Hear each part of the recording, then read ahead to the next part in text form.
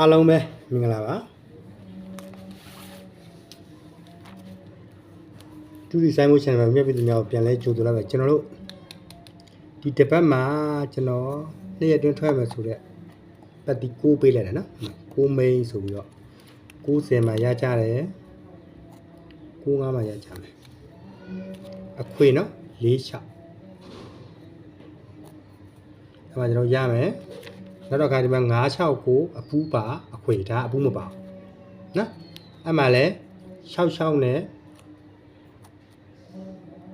9ရှစ်ပတ်ဒီမှာလဲ3လုံးခွေလိုချင်တယ်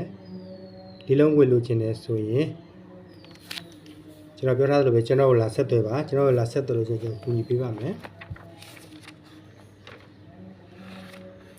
မနေ့ကကဲပေါက်လေးတော့ကျွန်တော်ကကူညီပေးရမှာပဲ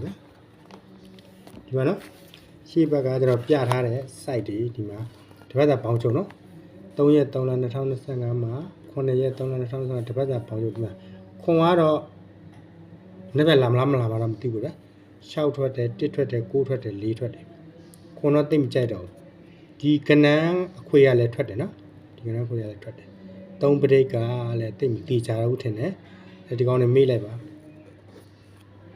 ဒီခွန်လည်းမေးလိုက်ပါဒါဆိုကျွန်တော်အောင်မြင်တယ်လို့ပဲယူဆပါမယ်နော်ရှေ့ပဲကြူးပြည့်တယ်ဒါဒီကြားမှာမတင်တာကနေ့တိုင်းဒီမတင်တာက Viber မှာတော့ကျွန်တော်ပို့ပါတယ်နေ့တိုင်းမှာမတင်တာကကျွန်တော်ကကျမသိမကောင်းလို့ပို့တော့နော်အဲ့တော့ဒီမှာကျွန်တော်ရှိကိုအခုဒီဖုန်းနံပါတ်နဲ့လာတောင်းတဲ့လူနော်လာတောင်းတဲ့လူအောက်မှာကျပင်ထောက်ပေးထားတယ်လာတောင်းတဲ့လူတွေတော့အကုန်လုံးအဆင်ပြေတယ်နော်ဒီတစ်ပတ်ဟုတ်ပြီမနေ့ပြန်အတွက်ကိုလည်း2ရက်တွင်းဆိုပြီးတော့ကျွန်တော်ကလုံးဝဆက်ပက်ချက်ပေးထားပါသေးနော်ဒါကတော့ကြည့်ရပေးတဲ့လေနောက်ပိတ်တော့အိတ်နဲ့လို့ရပါသေးပေါ့ဗျာဆန္ဒနဲ့ကျွန်တော်ကပြသပေးလိုက်မယ်နော်မနေ့ပြန်ကိုဒီမှာ8လုံးပိုင်းနော်8လုံးပိုင်းဒီ site ကတော့မြက်ပြီးတော့ကိုယ့်ကိုနှစ်ပင်တစ်ချက်နဲ့လောက်ကြည့်လိုက်နော်အလဲနှလုံးနဲ့နောက်ပိတ်နဲ့ပေါင်းတာ10ပိုင်း2ရက်အတွင်းမှာထွက်ရမယ်အခု3ည2နဲ့5 9ဆိုတော့မနေ့ပြန်ကိုတနေ့ကုန်10ပိုင်းအပေါ်မှာလည်းအဲ့လိုပဲနော်ဒီက9နဲ့2နဲ့ပေါင်းတော့ခွန်နောက်ပိတ်နဲ့ပေါင်းရင်10ပိုင်း10လုံးပဲကျွန်တော်1 8လို့ထွက်တယ်နော်အပေါ်မှာလည်းအဲ့လိုပဲကျွန်တော်တို့ဒီမှာအလဲနှလုံးပေါင်းတော့2 4ပေါင်းတော့6 5နဲ့ပေါင်းတော့1လုံးပိုင်း1လုံးက1လို့ထွက်တယ်နော်ဟိုအပေါ်မှာလည်းအဲ့လိုပဲကျွန်တော်တို့9နဲ့5နဲ့ပေါင်းတော့4 9နဲ့တခါပေါင်းတော့3ပိုင်း3ပိုင်းမှာလည်းအဲ့လိုပဲကျွန်တော်တို့ဒီမှာ3ပင်မြောက်မှာဂျောင်ပိတ်မှာ3 5လို့ထွက်တာနော်3 5လို့ထွက်တာအဲ့တော့ဒီမှာလည်း1ကလည်းဂျောင်ပိတ်မှာထွက်တာဒီ8ကတော့ဒီမှာစောသီးထွက်တယ်အခုကျွန်တော်8မှာလက်ပြန်ဂျောင်ပိတ်ကနန်း8လုံးပဲမှတ်ထားနော်ဒါလေးကိုတစ်ချက်မှတ်ထားပြီပါနောက်တော့ကျွန်တော်2လုံးပဲပြအောင်2လုံးပဲဒီမှာဒါလေးလည်းကျွန်တော်တစ်ချက်မှတ်ထားပြီပါသိဟောမဖြစ်အောင်နော်ကျွန်တော်မနေ့ကထွက်တဲ့ကနန်းတွေတဲ့အဲ့ကနန်းတော့ဒီမှာပဲနှလုံးပေါင်း9ပေါင်းတော့8ဒီ8လုံးပဲနောက်ရက်မှာ8ထွက်တယ်ဒီနှစ်8ကိုနှလုံးပေါင်းရင်6လုံးပဲ6နဲ့ထွက်တယ်6နဲ့2နဲ့ပေါင်းရင်8လုံးပဲခွန်8ထွက်တယ်ခွန်နဲ့8နဲ့ပေါင်းရင်9လုံးပဲ9 6ထွက်တယ်9နဲ့6နဲ့ပေါင်းရင်1လုံးပဲ1ထွက်တယ်အဲကျွန်တော်ဒီမှာ3နဲ့ပေါင်းတော့6လုံးပိုင်း4 6ထွက်တယ်1နဲ့8နဲ့ပေါင်းတော့9လုံးပိုင်း3 9ထွက်တယ်9နဲ့3နဲ့ပေါင်းရင်9လုံးပိုင်း5 9ထွက်တယ်အခုဒီမှာ3 2နော်3 2ကိုကျွန်တော်ပေါင်းလိုက်2လုံးပိုင်းဒါလေးကိုရှင်းမှတ်တာနော်2လုံးပိုင်းရပြီ8လုံးပိုင်းရပြီဟုတ်ပြီနော်2လုံးပိုင်းရပြီ8လုံးပိုင်းရပြီဒါလေးကိုလည်းကျွန်တော်ရှင်းပြမယ်ဒီနောက်ပိတ်လုံးကတဲ့နှက်ခတ်ယူတာနော်6 9 9ထွက်တယ်6 6နဲ့ထွက်တယ်8 1ခွန်8ထွက်တယ်5 3ဒါလည်းဒီအတူလေးပေးနေလို့ကျွန်တော်အတူလေးပြရနော်5ရောက်ထွက်တယ်6 1 9 1ထွက်တယ်ဒီမှာပဲပါဝါတစ်ခံပါနော်1နောက်ပဲ1 8ဆိုတော့ကျွန်တော်တို့ဒီမှာ1 8ဆိုတော့1 8အလုံးလိုက်ထွက်တယ်နော်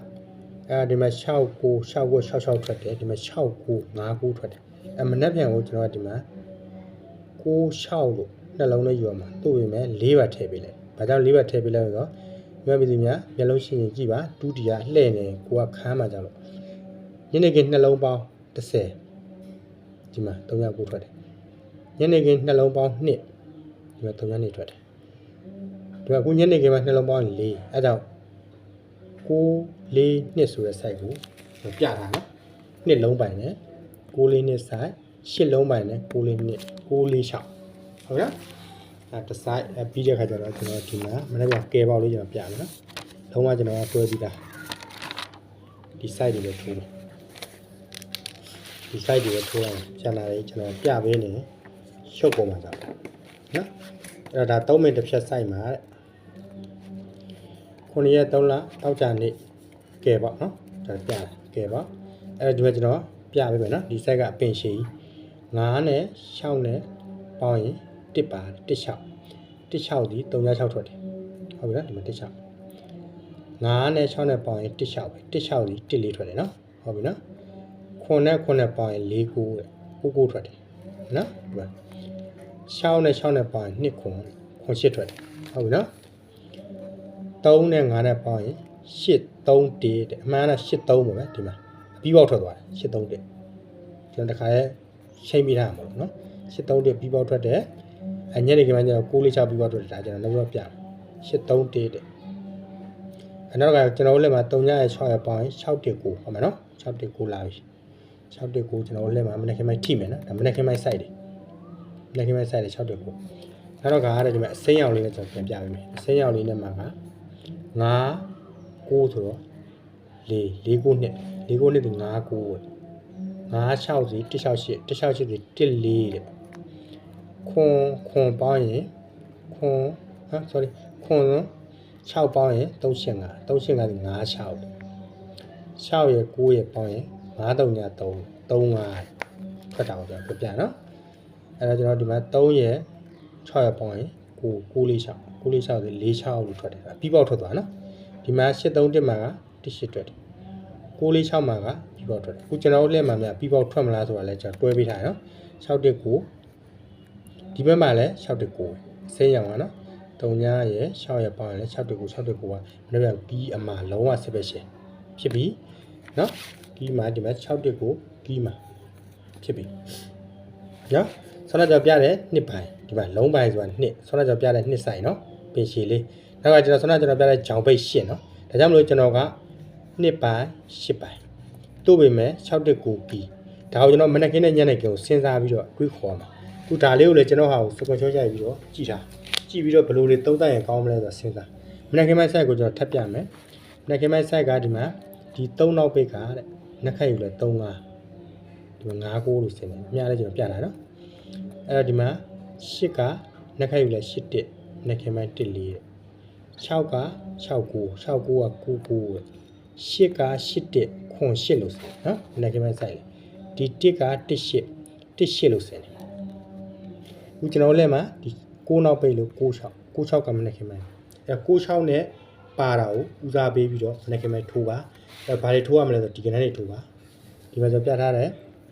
ဒါလည်းပြီးပေါက်ထွက်သွားနိုင်တယ်ကဏ္ဍကတော့73ခွက်ရှိတယ်မနေ့ကမိုက်ကို6နဲ့6နဲ့ပါတော့ကဏ္ဍထိုးမယ်ကျန်တာကိုရန်ထားမယ်ပြီးလို့ရှိရင်6နဲ့6နဲ့ပါတော့ကဏ္ဍမနေ့ကထွက်ရင်ညနေခင်းမိုက်ကိုအမှ2နဲ့8နဲ့ပါတော့ကဏ္ဍတွေရောပါတွေရောအကုန်ကိုယ့်အကူထိုးတင်းတင်းကုန်ပေါက်ပြီးပဲဒါကဲပေါက်ပဲနော်ကဲပေါက်ပဲအဲ့တော့အားလုံးပဲကျွန်တော်တို့8ပတ်တွေမှာလဲ3လုံးခွေလိုချင်တဲ့လူရဲ့4လုံးခွေလိုချင်တဲ့လူရဲ့ပတ်တီးလိုချင်တဲ့လူတွေရောကျွန်တော်ဆက်သွယ်ပါကျွန်တော်ကကူညီပေးပါမယ်အဲ့တော့ကျွန်တော်ဒီတစ်ပတ်ပေါက်ပေးတဲ့လူတွေလည်းအဆင်ပြေတယ်နော်ဒါဂရိတီကြပါလေအဲ့သူတို့ပတ်တီးပေါက်တာလို့အခွေအောင်တာလို့ပေးကြပါတယ်အဲ့လူတွေလည်းမိသားစုဘဝလေးပျော်ရွှင်ပြီးစိတ်ချမ်းသာကိုယ်ကျန်းမာမြဲတမ်းပြည့်စုံတူတီနဲ့စီးပွားဖြစ်ပါတယ်လို့ကျွန်တော်ဆုတောင်းပေးရနော်အားလုံးပဲအဲ့မနေ့ကကျွန်တော်ကဲပေါက်မှာ4နဲ့ပတ်သက်ရင်4 1 4 9 4 6 6 1 2 1 2 6 2 9 6 9ဒါကကျွန်တော်6 1 9ကိုတွဲပေးထားနော်